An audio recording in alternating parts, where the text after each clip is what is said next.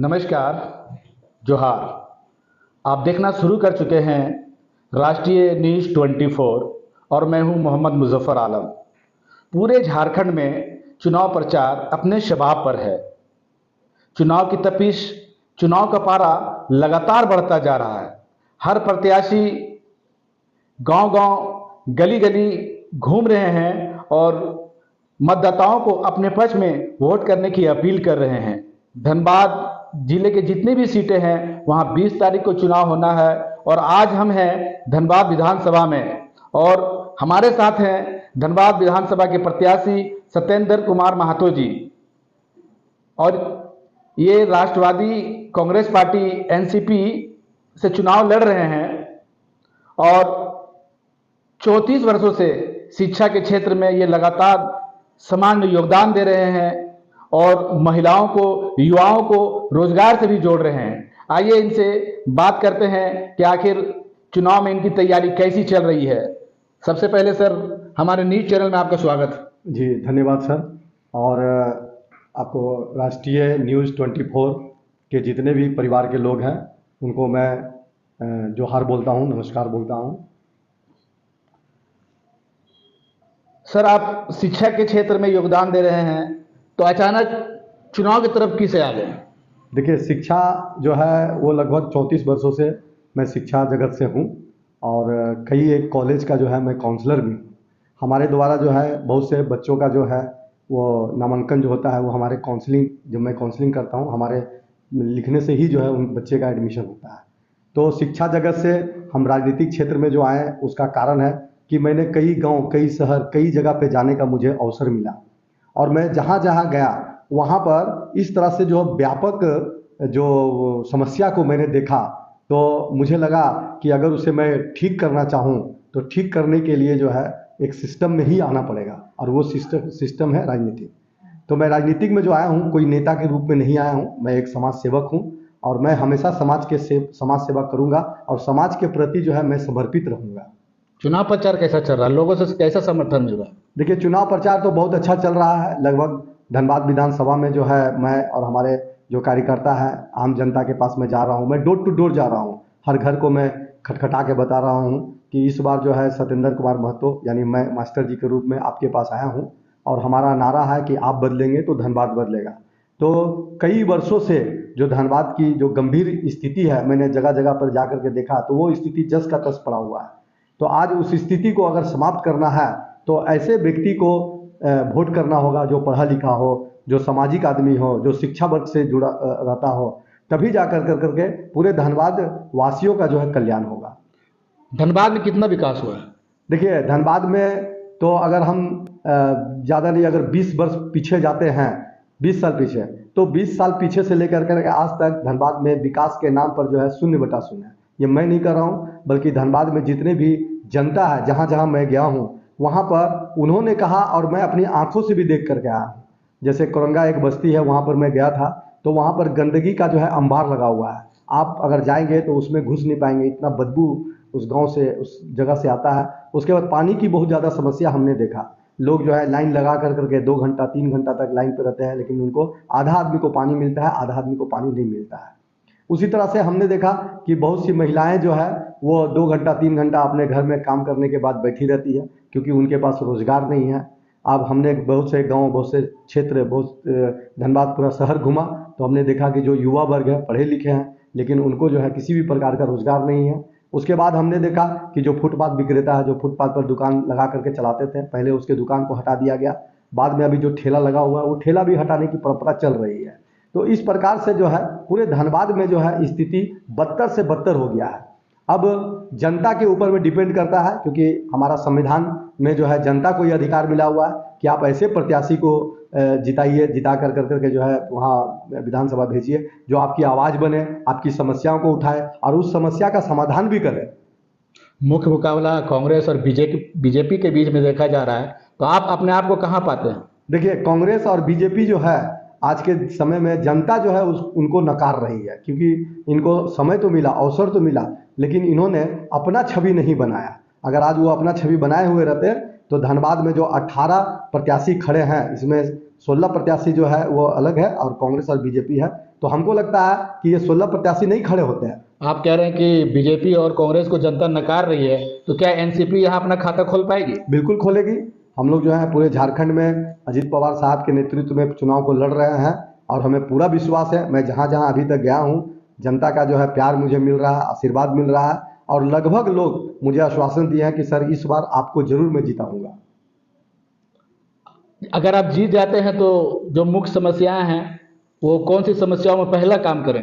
देखिए, सबसे पहले तो अगर मैं जीत गया, जनता का आशीर्वाद मिला, भगवान का आशीर्वाद मिला और मैं जीत गया, तो सबसे पहले जो है हमारा काम रहेगा कि जो युवा वर्ग है उसको रोजगार से जोड़ना। अब युवा वर्ग को रोजगार से कैसे जोड़ेंगे?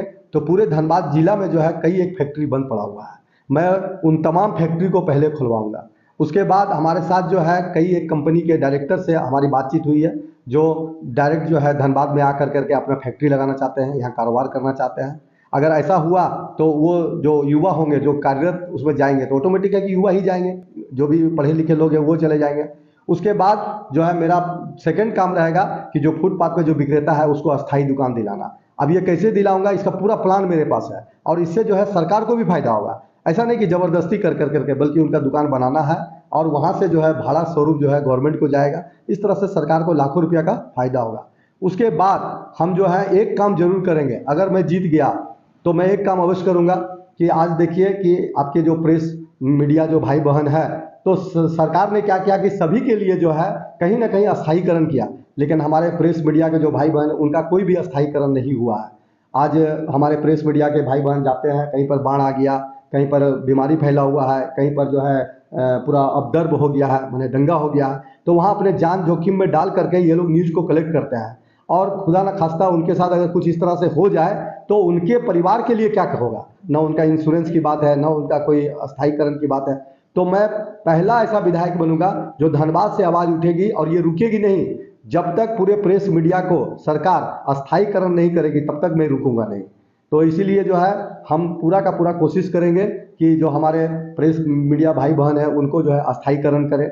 उसके बाद हम मुख्य रूप से देख रहे हैं कि एक गांव नहीं, जैसे हमारा भूली बस्ती में गया था, नावाडी बस्ती गया, इधर सहरधार है, पांडरपल्ला है, हम जो है इधर आपका हीरापुर गए, उसके बाद बरमसिया गए, उसके बाद में पुटकी गए।